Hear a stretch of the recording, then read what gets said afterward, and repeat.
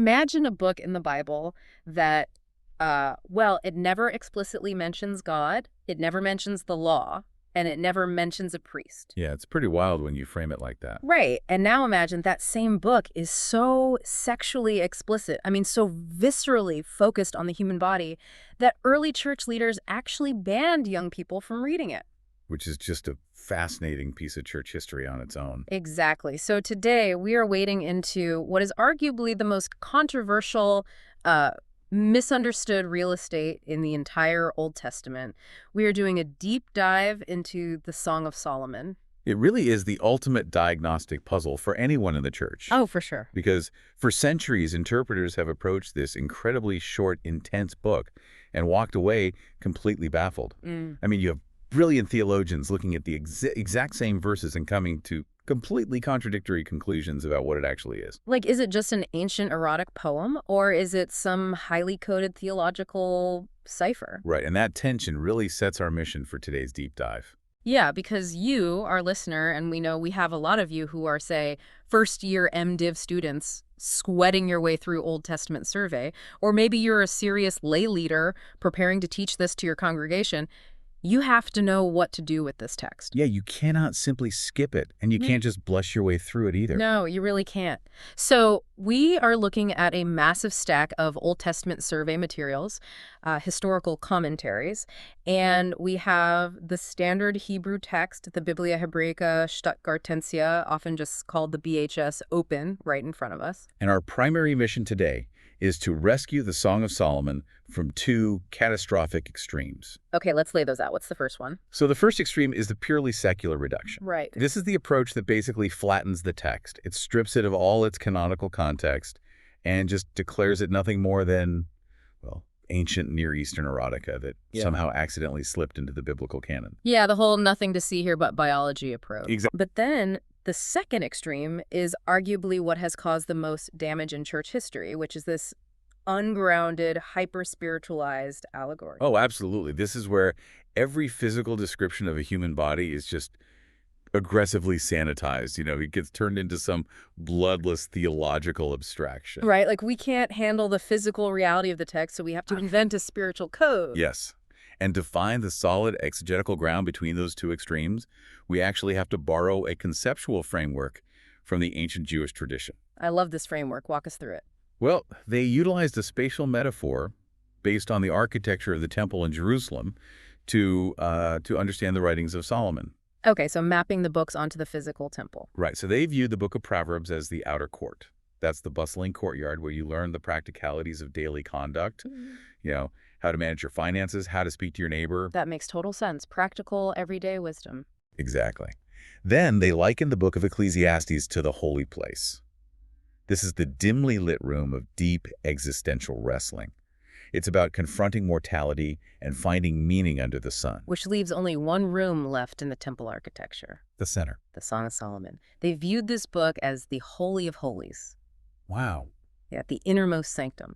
It is considered the absolute pinnacle of intimate, divine human encounter. It represents the posture of the believer in ultimate, unfiltered communion. I just love that framework because it demands that we treat the text with reverence, but it also reminds us that we are supposed to actually enter it. We aren't supposed to stay outside. That's a great point. We have to go in. So let's push open that heavy curtain and step in.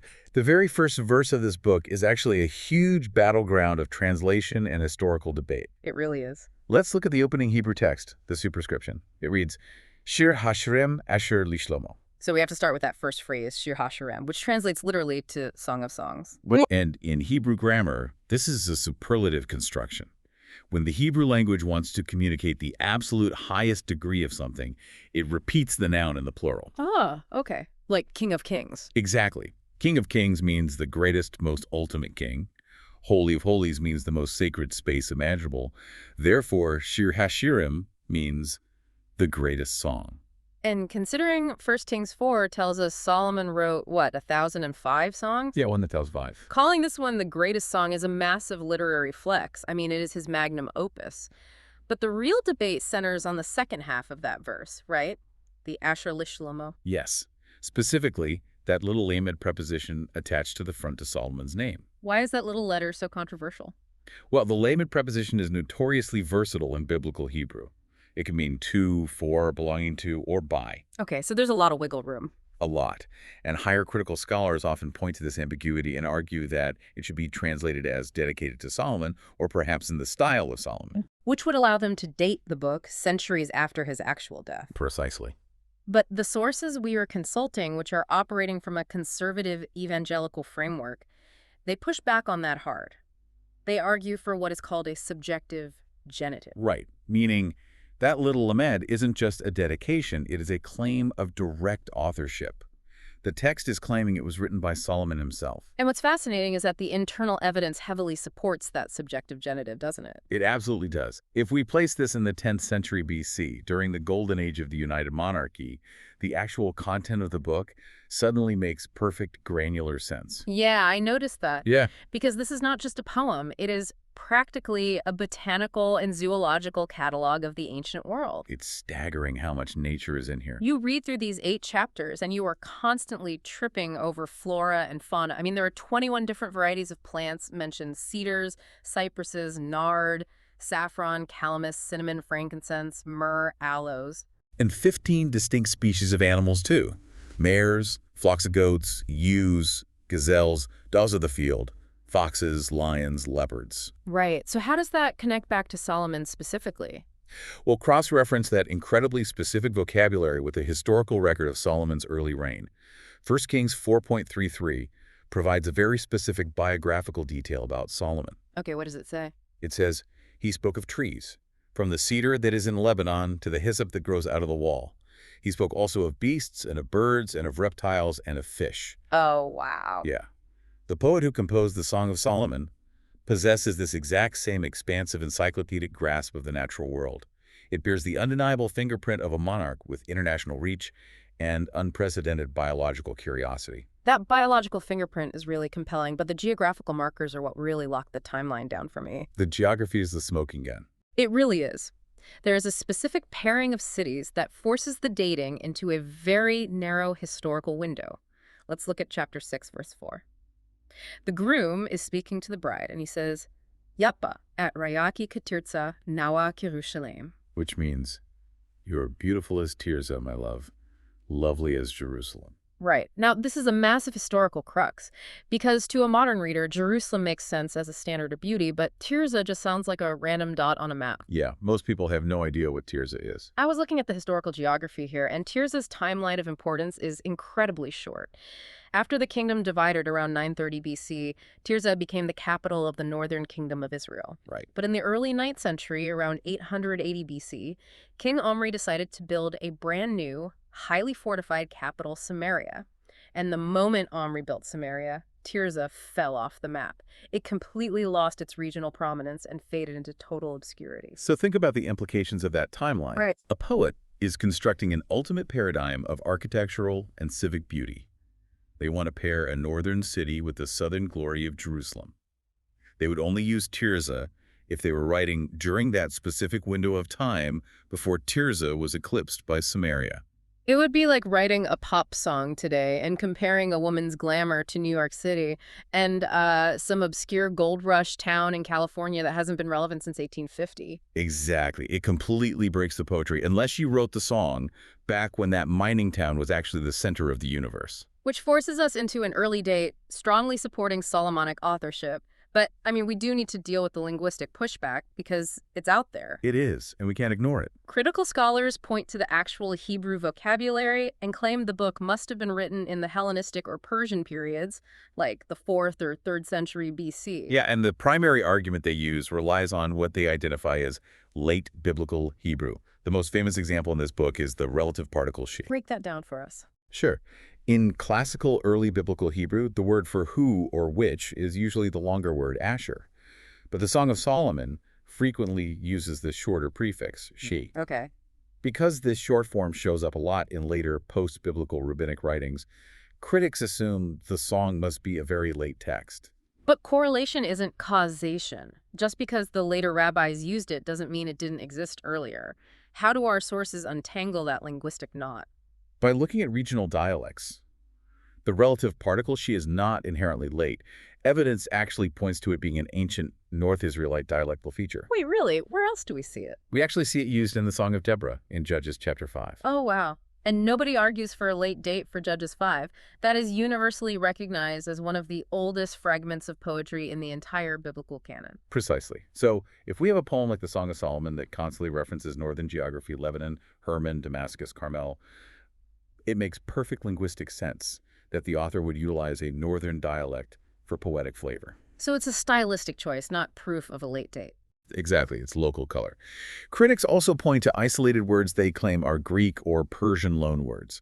For example, the word Epirion in Song 3.9. What does that describe? It describes Solomon's elaborate carriage or palanquin. They argue it derives from the Greek word phoraion. But the conservative linguistic analysis traces that root very differently, right? Yes. More recent linguistic scholarship traces Epirion back to ancient Sanskrit or ancient Egyptian, specifically the Egyptian root prydoc, which refers to a great house or an ornate pavilion. And if it's Egyptian or Sanskrit, that drops us right back into the lap of the 10th century. Yep. Because 1 Kings 10 explicitly details the massive, highly lucrative luxury trade route Solomon established. He was importing horses and chariots from Egypt. He had fleets of ships bringing in ivory, apes, and peacocks. It was a wildly cosmopolitan court. So incorporating an Egyptian or Sanskrit loanword to describe a luxury carriage is exactly the kind of vocabulary you would expect from a king who is importing the world's wealth. The linguistic data, when properly contextualized, actually strengthens the claim of Solomonic authorship rather than undermining it. Okay, but we have a massive biographical elephant in the room that we have to address before we move forward into the text itself. Let's hear it. I am putting on the hat of the skeptical MDiv student sitting in the back row right now. Fair enough. We are attributing the greatest biblical celebration of monogamous covenantal purity to King Solomon, a man who, according to 1 Kings 11, possessed a harem of 700 wives and 300 concubines. It is quite the resume. Right, a man whose obsessive accumulation of foreign women literally tore the kingdom in half and led his heart into tragic apostasy and idolatry. How on earth does a polygamist write the ultimate manual on exclusive intimacy? It is a jarring paradox. There's no getting around it. But to reconcile it, we must view the Solomonic corpus Proverbs, Ecclesiastes, and the Song in biographical contrast. Okay, explain that. Well, Solomon did not inherit a harem of 1,000 women on day one. That's true. The Song of Solomon represents the bright, pure morning of his reign. He was likely penned early, perhaps around 950 BC, during the height of his spiritual alignment with Yahweh. It provides an idealized, pre-apostasy vision of what covenantal love is supposed to be. So it is the ideal before the fall. It is. Now, contrast this vibrant, passionate morning with the bleak, cynical evening of Ecclesiastes. Right, Ecclesiastes is so dark compared to this. Because Ecclesiastes represents his period of decline and reflection. It is the dramatic autobiography of an old man looking back on a life lived under the sun, a life where he tried to find ultimate meaning in wealth, projects, and yes, an endless parade of women. And what does he find? He finds it's all hevel, meaningless, a chasing after the wind. The tragedy of Solomon's life is not that he didn't know the ideal. The tragedy is that he wrote the ideal, fully comprehended the beauty of an exclusive covenant, and then willfully walked away from it. Wow, that really reframes the entire book. It's not a hypocritical text. It's actually a tragic monument to the wisdom he abandoned. Which leads us to the mechanics of the book itself. How are we supposed to read this? Because for centuries, Western interpreters tried to force the Song of Solomon into the mold of a dramatic play. And that's a huge mistake. The Western mind loves a linear plot, you know. We really do. We want a beginning, middle, and end. Right. So interpreters, influenced by Greek theater, assumed there had to be a defined cast of characters moving through a chronological narrative. You will even see this bias printed in modern Bible translations. Oh, yeah, where the publishers insert little rubrics into the margins. Yes. The bride says, the groom says, the chorus of friends replies. They try to construct a two-character drama between Solomon and a rustic maiden, or sometimes a three-character drama where Solomon is the villainous king trying to kidnap a pure country girl away from her true shepherd lover. But when you actually read the text aloud, the drama theory completely falls apart, doesn't it? It really does. There is no stage direction. There is no rising action leading to a narrative climax. It just repeats these cycles of searching and finding. The text heavily resists that framework. It does, because dramas, as a literary form, were completely unattested in biblical literature and the broader ancient Near East during this period. The consensus among our historical and literary sources is that the song is an anthology of lyric love poetry. So it belongs to the broader category of wisdom literature. Exactly. It does not follow a narrative plot, it follows an emotional arc. An emotional arc that makes so much more sense of the chaotic pacing. The poetry swings wildly between the intense desire of anticipation, the joy of possession and presence, and the agonizing panic of absence. Yes, and it operates on the mechanics of Hebrew verse, utilizing parallel thought rhyme repeating, a core concept in slightly different imagery, to achieve emotional depth. And within this lyric poetry, we encounter a very specific ancient literary form called the was. Ah, the wasf. This is crucial. What exactly is it? The wasf is an Arabic term for a descriptive anatomy poem. This is a highly structured literary device where the lovers systematically praise each other's physical bodies, moving meticulously from head to toe, or toe to head. And this is the exact point where modern Western readers usually get completely derailed. Oh, complete. Because if you aren't equipped to understand how ancient metaphorical imagery works, these descriptions sound bizarre or frankly insulting. They do. Let me read from Song chapter 4, starting in verse 1. The groom is praising his bride. He says, "Behold, you are beautiful, my love. Your hair is like a flock of goats leaping down the slopes of Gilead. Your teeth are like a flock of shorn ewes that have come up from the washing. Your neck is like the Tower of David, built in rows of stone. On it hang 1,000 shields, all of them shields of warriors." I mean, if you attempt to visualize that passage literally, you end up with a terrifying surrealist painting. Exactly. If a husband today tells his wife her hair reminds him of a herd of livestock, or that her neck looks like a thick stone military fortress covered in metal shields, he is going to be sleeping on the couch. For a very long time. The modern reader thinks the poet is saying she has a thick, armored, heavily muscled neck. So how do we decode this wasf? What is he actually praising? The key to reading a wasf is understanding that ancient Near Eastern metaphors are not primarily visual.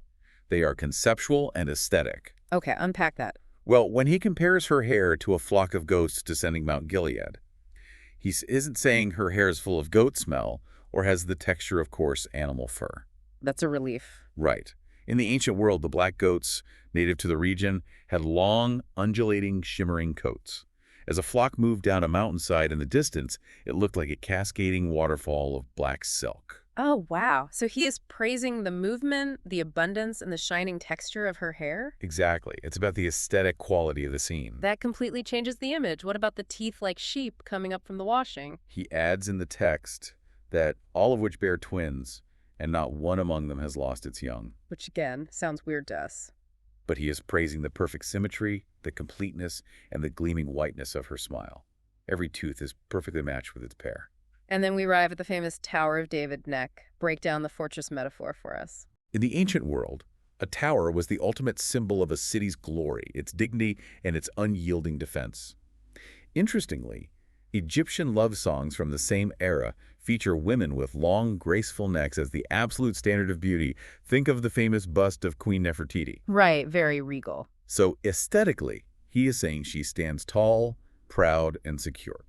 But what about the shields? Why are there shields hanging on her neck? Well, the prophet Ezekiel, in chapter 27, notes that prosperous ancient cities would hang decorative shields on their outer walls to add to their majesty and imposing glory.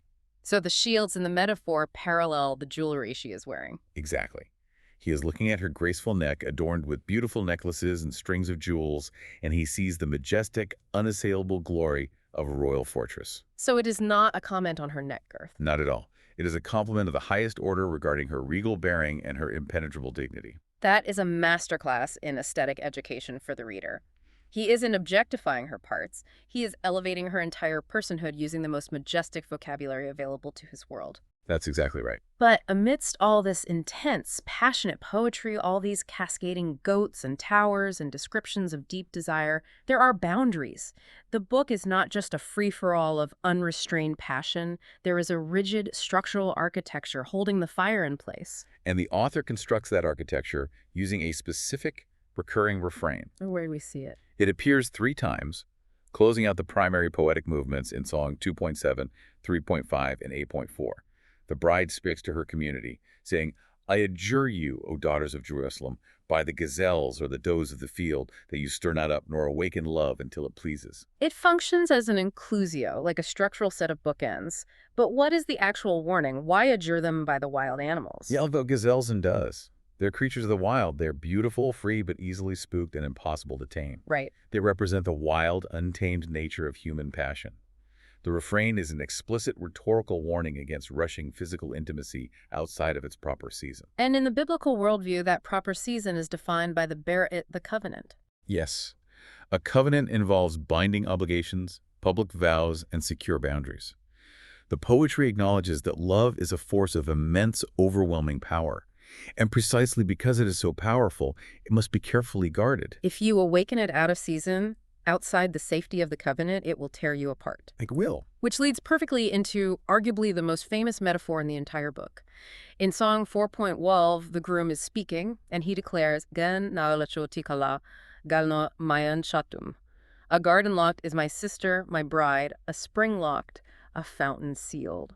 I want to linger on this because the repetition of that Hebrew word nal, meaning locked, is doing some heavy lifting. It is the conceptual core of the book's sexual ethic. How so? Well, in the arid climate of the ancient Near East, a garden was the ultimate luxury. It was a place of shade, delight, sensory pleasure, and refreshment. But a locked garden, a ganol, means the beauty and the bounty inside are completely inaccessible to the public. They are reserved for one specific person who holds the key. The locked garden emphasizes visual exclusivity, moral purity, and fierce loyalty before and within marriage. It's the exact opposite of the metaphor the ancient world used for a promiscuous woman. Oh, completely. They called an unchaste woman a door, something that swings open easily, something anyone can pass through. And we actually see the author play with this exact contrast later in the book. Yes, we do.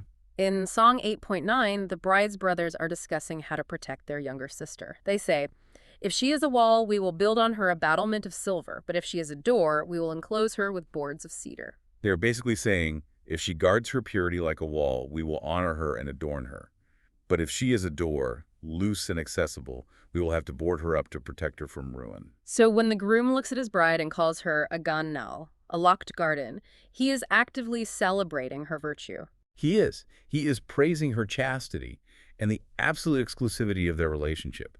The joy of the song is the joy of the rightful owner entering the locked garden. Now, when he calls her a locked garden, that specific imagery doesn't exist in a vacuum. To an ancient Israelite, the moment you mention a garden, their mind immediately flashes back to the ultimate garden. Let's look at how this poem actually talks back to the book of Genesis. You know, you cannot faithfully exegete the Song of Solomon without grounding it in the creation theology of Genesis 1 and 2. It's foundational. It really is. Yeah. The extensive use of garden imagery is a deliberate inner-biblical echo of Eden. Consider the trajectory of the early chapters of Genesis. In Genesis 2.25, humanity in its unfallen state experiences perfect, unhindered intimacy, and the man and his wife were both naked and were not ashamed. But the entrance of sin in Genesis shatters that intimacy. It introduces immediate shame, fear, hiding among the trees, and the desperate sowing of fig leaves. Exactly. Sin always disrupts intimacy and produces hiding. But the Song of Solomon reintroduces a theological landscape where a man and a woman celebrate physical intimacy without guilt, without shame, and without fig leaves. Yes. In Song 4.1 scene, the bride boldly issues an invitation, Yabo dodi ligano weyokal peri megade. Let my beloved come to his garden and eat its choicest fruits. This is a return to Edenic innocence. It demonstrates that under the protective canopy of the marriage covenant, the vulnerability of Eden can be reclaimed. And the connection to Genesis goes even deeper than just thematic imagery. It goes down to the molecular level of the Hebrew vocabulary. The Song of Solomon presents a literal linguistic reversal of the curse of the fall. This is one of the most profound canonical connections in the entire Old Testament. Let's lay it out. Look at Genesis 3.16. God is speaking the curse of sin over the woman. He says, your desire shall be contrary to your husband, and he shall rule over you. The Hebrew word translated as desire there is teshukwa. We must pay close attention to teshukwa. It is a remarkably rare word in biblical Hebrew. It only appears 3 times in the entire Pentateuch and wisdom literature corpus. Just 3 times? Just 3 times. The first is Genesis 3.16, where it describes a desire that is worked by sin, a desire to control, manipulate, or usurp the husband. which is met by the husband's harsh, domineering rule. Okay, where is the second? The second occurrence is just one chapter later in Genesis 4:7. God is warning Cain about his impending sin, saying, "Sin is crouching at the door. Its desire, its teshukah, is contrary to you, but you must rule over it." So in the foundational narrative of Genesis, teshukah is undeniably toxic. It is the vocabulary of manipulation. It represents the curse of relational discord, this eternal battle of the sexes where both parties are trying to consume and dominate the other. Right, it's a dark word. But then, centuries later, we turn to the Song of Solomon, chapter 7, verse 10. The bride speaks. And she declares, "Ani ledori weale teshukwato. I am my beloved's, and his desire is for me." There it is, teshukah. By strategically deploying the exact vocabulary of the Genesis 3 curse, the poet is illustrating a profound redemptive reality. Under God's wisdom, within the boundaries of a faithful covenant, the curse is poetically and practically reversed. That is just incredible. The dark, grasping urge to dominate is redeemed into loving, mutual, self-giving desire. The man's teshukah is no longer an aggressive attempt to rule over his wife with an iron fist. It is a devoted, tender, protective longing for her. The song is showing us what human relationships look like when the curse is pushed backward by the wisdom of God. Exactly. It is breathtaking textual engineering. It shows that God doesn't just want to tolerate marriage, he wants to redeem it to its original specifications. And speaking of the wisdom of God, this book is inextricably linked to the book of Proverbs. If you want to understand the song, you have to pass through Proverbs first. That brings us back to the temple metaphor we discussed earlier. Yeah. You must walk through the practicalities of the outer court Proverbs before you are equipped to handle the intensity of the Holy of Holies. Right. Proverbs chapters 1 through 9 function as a prerequisite course for the song. They contain extended, graphic warnings to the young man against the strange woman, the Zara. These wisdom texts explicitly warn that the path of sexual immorality leads directly down to Sheol, to the chambers of death. Proverbs 5 is relentless about this. It tells the young man to keep his way far from her, not to go near the door of her house. But it doesn't just offer negative prohibitions. No, it has a positive vision too. Proverbs 5.5 pleads to the positive command, "Let your fountain be blessed and rejoice in the wife of your youth. Let her breasts fill you at all times with delight. Be intoxicated always in her love." The Song of Solomon is essentially a full-length, technicolor, poetic expansion of that single command, "Rejoice in the wife of your youth." It takes the abstract wisdom of Proverbs and incarnates it in human dialogue. And there is a brilliant linguistic parallel between the two books regarding the imagery of honey, isn't there? I wanted to ask about that, because the strange woman and the bride are both described using the exact same sensory metaphor. Yes. In Proverbs 5.3, warning the young man about the forbidden woman, the text says, "Nofet titopna sifte zara," for the lips of a forbidden woman drip honey. The temptation of illicit sex is that it promises sweetness. But it's a trap. Right. But turn to Song of Solomon 4.18. The groom is praising his lawful covenantal bride, and he uses an almost identical phrase. "Nofet titopna siptotai kala." Your lips drip nectar, my bride. Honey and milk are under your tongue. Oh, that is masterful. The song sanctifies what the forbidden woman exploits. It is communicating a massive theological truth. The desire itself is not evil. Exactly. The human desire for sweetness, for intimacy, for physical pleasure is hardwired into us by God. The honey isn't the problem. The problem is where you seek it. The forbidden woman offers stolen honey that leads to death. The bride offers covenantal honey that leads to life and flourishing. It demonstrates that the deep human longings that are twisted, cheapened, and exploited by a fallen world find their true, joyful, satisfying fulfillment when they are ordered by God's design. And, this wasn't just an internal message for Israel. We have to recognize that the Song of Solomon operated as a fierce polemic against the surrounding cultures of the ancient Near East. Oh, definitely. Because Israel did not exist in a vacuum. They were geographically sandwiched between superpowers. Egypt to the south, and the Mesopotamian empires, Assyria, Babylon to the north and east. And those pagan cultures had their own extensive libraries of love poetry. We've recovered many of these texts. For example, the Egyptian love lyrics from the New Kingdom period, primarily found in the Chester Beatty Papyri. And what do they look like? Formally and literarily, they share a tremendous amount of DNA with the Song of Solomon. They use alternating male and female monologues. They constantly refer to the lover as sister or brother as terms of endearment, which the song also does. They feature intense descriptions of physical beauty set against pastoral, rural backdrops. So, if an ancient reader picked up the Song of Solomon, it would sound very familiar to them stylistically. How then is the biblical author subverting the pagan narrative? What makes the song distinct from an Egyptian or Babylonian love poem? The distinction lies in the underlying theology, specifically regarding the Mesopotamian texts. In Mesopotamian literature, love poetry was heavily tied to a concept called the hieros gamos, the sacred marriage. Right. These were polytheistic texts detailing graphic cultic rituals between a human king, acting as the proxy for the fertility god Dumuzi, and a high priestess, representing the goddess Inanna or Ishtar. But the purpose of these rituals wasn't just romance, though, was it? Not at all. The entire point of their sexual intimacy was sympathetic magic. Sympathetic magic. Yeah, it was a ritual designed to manipulate the pantheon of gods into granting agricultural fertility to the land. If the king and the priestess performed the ritual correctly, the gods would be aroused, the rains would fall, the crops would grow, and the livestock would multiply. So human sexuality was entirely weaponized for agricultural economics. It was a manipulative lever to pull to get the gods to do what you wanted. Precisely. But look at the Song of Solomon.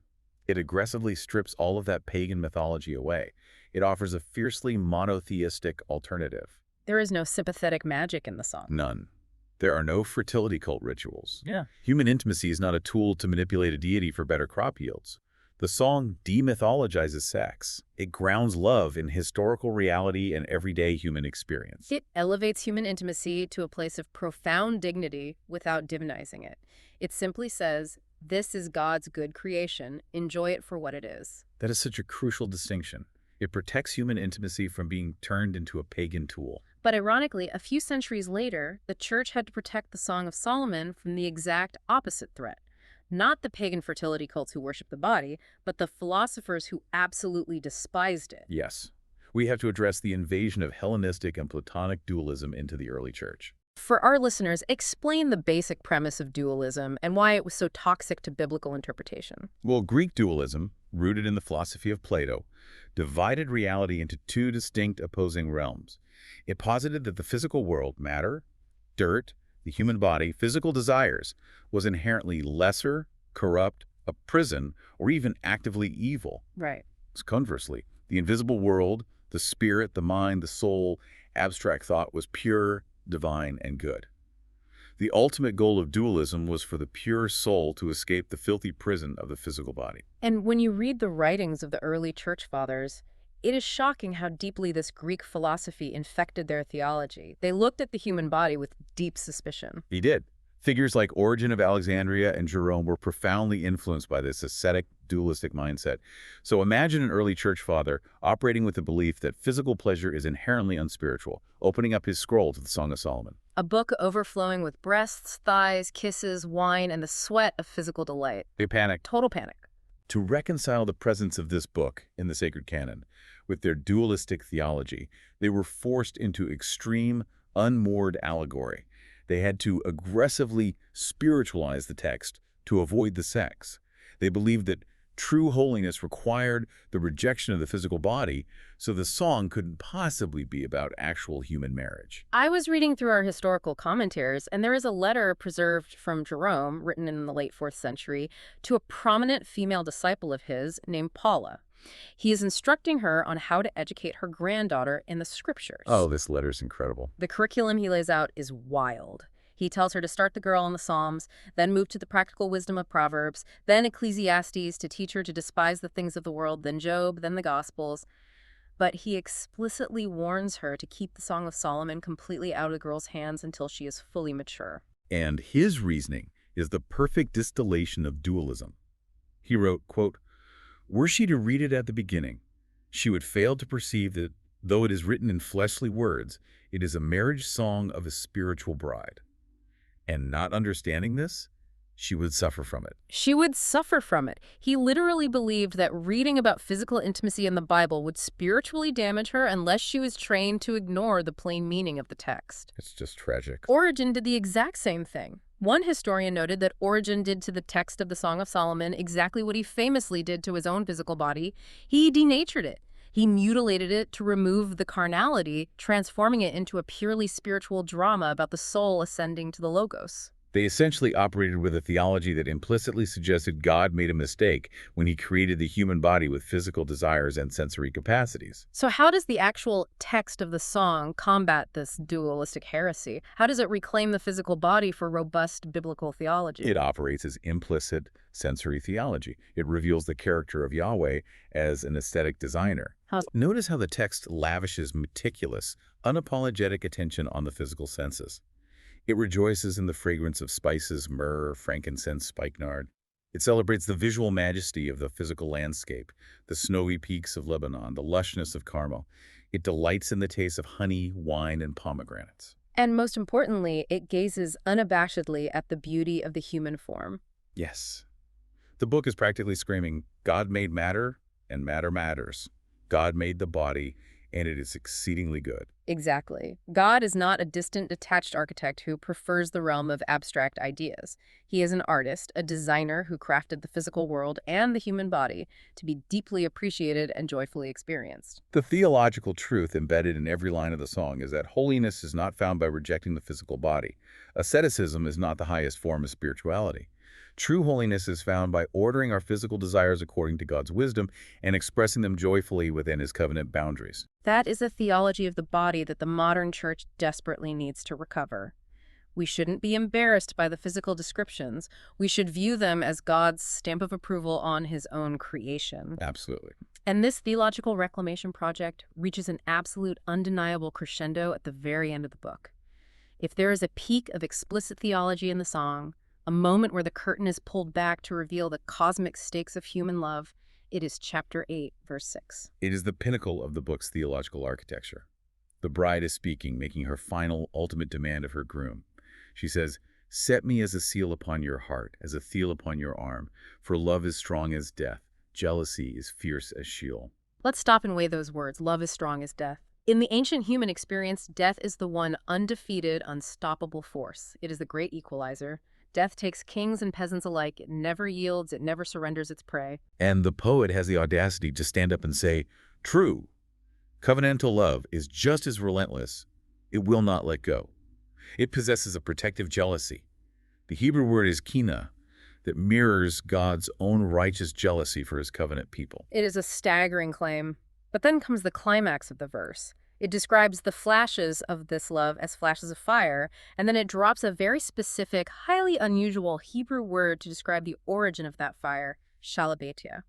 Most English Bibles translate it as the very flame of the Lord. We really need to break down the morphology of that word. Go for it, because this is the only time God's name appears in the entire 8 chapters. Right. The word shalabetia is a compound.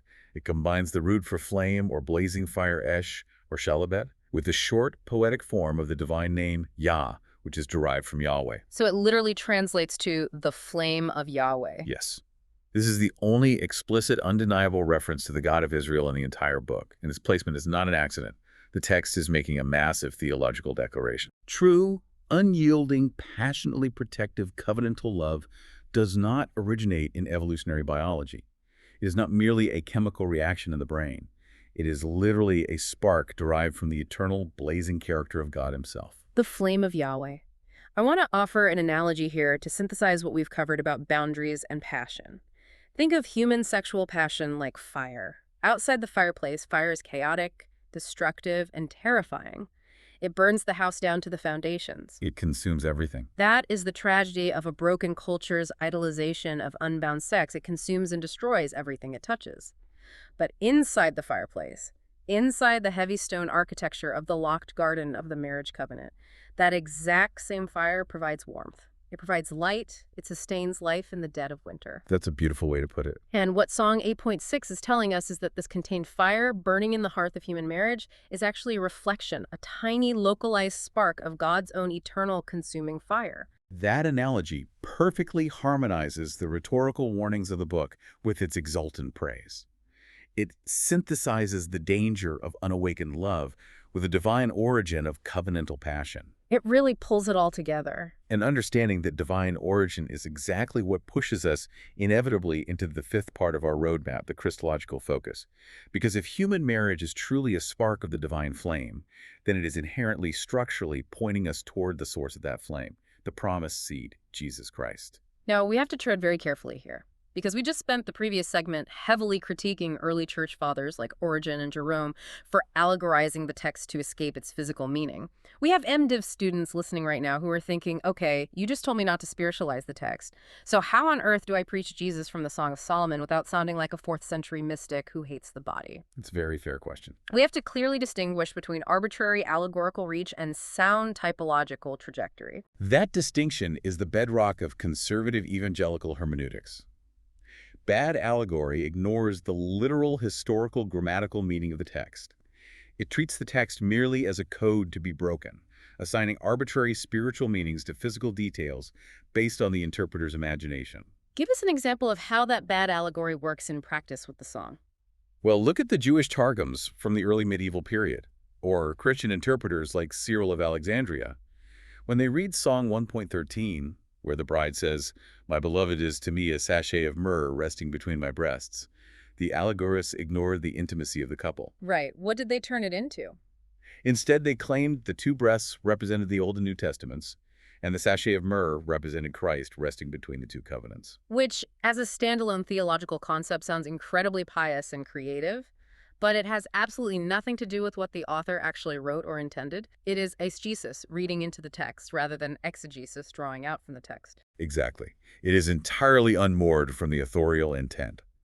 Sound redemptive historical typology, on the other hand, respects the literal historical reality of the text. It stays grounded. Yes. It affirms that the song is fundamentally a poem about a real human man and a real human woman. But it also recognizes that God, in his sovereign providence, has designed the architecture of history itself so that lesser earthly realities point forward as shadows to greater, ultimate heavenly realities. We find Christ not by breaking a code, but by tracing the canonical path. So let's trace that path. Where does the trajectory begin, and how does it lead through the song to Christ? The canonical path begins in Genesis 2, with the divine institution of marriage and the concept of the one-flesh union. We then move chronologically to the Song of Solomon, which provides the canon's most idealized, poetic, and vibrant exploration of what that one-flesh union actually looks like in all its exclusive passion and joy. It sets the standard. The song establishes the ultimate paradigm of the faithful, jealous husband and the devoted, beautifully adored bride. And once that paradigm is established in the canon, the later prophets pick it up and use it constantly as the primary metaphor for God's relationship with Israel. You read Hosea, Jeremiah, Ezekiel.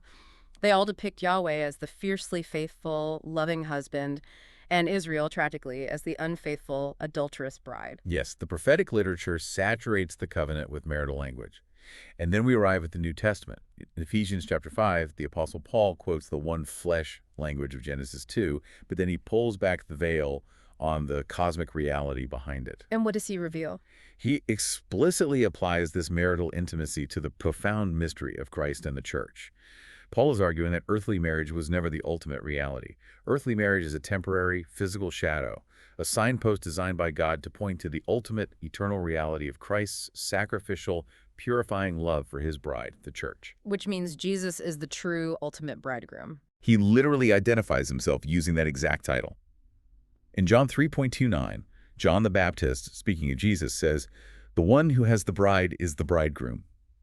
Throughout the Gospels, Jesus repeatedly refers to himself as the nymphos, the bridegroom, especially in the parables of the wedding feast. And here is where we see the profound typological contrast with the historical author of the song, Solomon versus Jesus. Yes.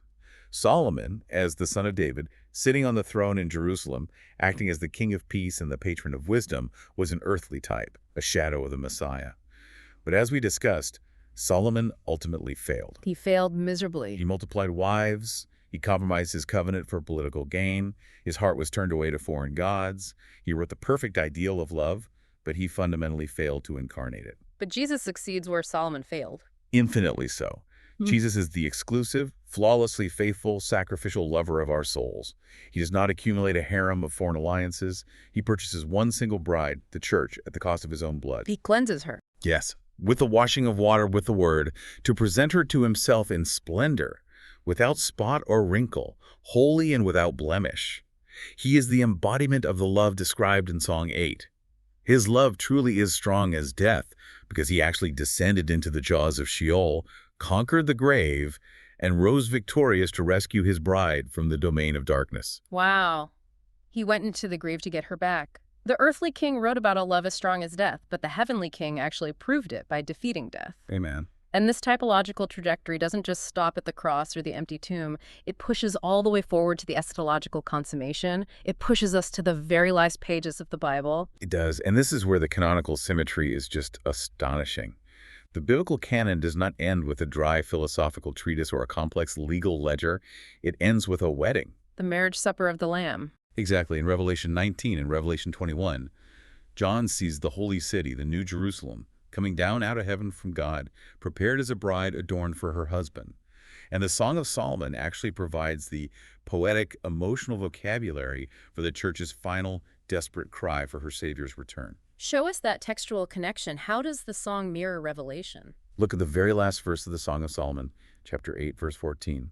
The bride's closing cry is an urgent invitation for her beloved's presence. She says, Barak Dodi, make haste, my beloved, or flee, my beloved, and be like a gazelle or a young stag on the mountains of spices. Her final word is a plea for him to come quickly. Now to turn to the very last verses of the book of Revelation, Revelation 22:20. Jesus says, surely I am coming soon. And the bride, the church, responds with the exact same emotional resonance. Amen, Bohadan Yeshua, Amen. Come, Lord Jesus. The longing of the earthly bride in the Old Testament trains the heart of the believer to long for the return of our heavenly bridegroom in the New Testament. That is the ultimate canonical integration. It recontextualizes the entirety of human history. History is not just a sequence of random political events. It is an ongoing cosmic romance, initiated by a sovereign God, purchased by the blood of the Son, which will consummate in eternal, joyful fellowship. That reframing gives you absolute chills. It completely changes how you read the Bible. Okay, we have covered an immense, rigorous amount of ground today. We really have. We have moved from the 10th century geopolitical geography of Tirzah. We untangled the linguistic debates of Northern Hebrew dialects. We watched the Genesis 3 curse get reversed in real time. We marveled at the flames of Yahweh, and we ended at the marriage supper of the Lamb. It's a journey. But theology that doesn't touch the ground is useless. What does this all mean for you, the listener, serving in the local church ministry? How do we take the Holy of Holies and bring it into the counseling room and the pulpit? Let's hit some rapid-fire pastoral application to equip and inspire. First and foremost, as a leader in the church, you must fiercely defend the covenant boundary. We are pastoring in a culture that is absolutely drowning in sexual license. Yeah, that's an understatement. The prevailing secular narrative constantly attempts to separate physical intimacy from lifelong, covenantal commitment, treating the body merely as an instrument for casual recreation. The Song of Solomon arms you with the beautiful, compelling ancient metaphor of the locked garden. You can preach purity not as a stifling, archaic rule, but as the preservation of something immensely precious. You don't have to be a joyless legalist to preach chastity. You can preach it as the preservation of the fire in the fireplace. Exactly.